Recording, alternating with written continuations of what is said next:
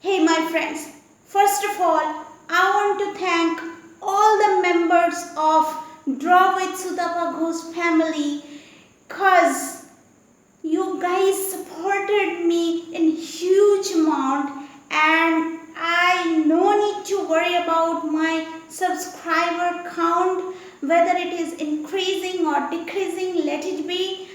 I want to focus on my work. So let's start today's episode.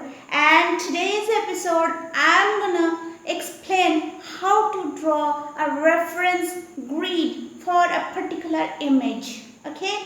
So first of all, you just follow few steps with me, and the steps are only 5 steps are there. Number 1, select your reference picture. I have selected this reference picture. See, this is very simple one.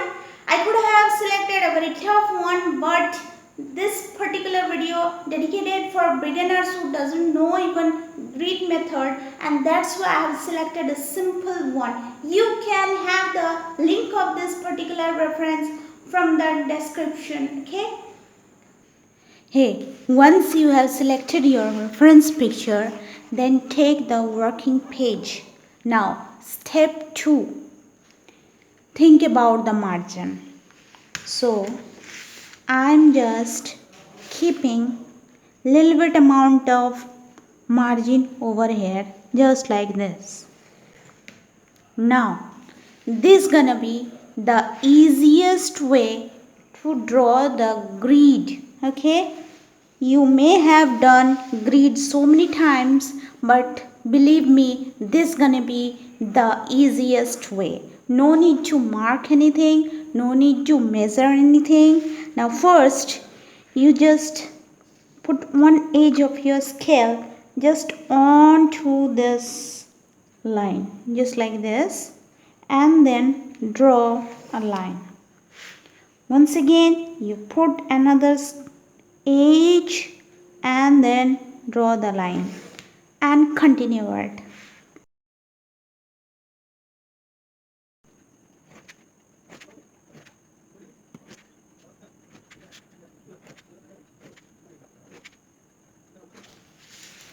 Now see, automatically we got our another margin area, isn't it? Now we're gonna repeat the same thing on this direction also. So let's start. Margin, put the edge onto the line and draw the lines.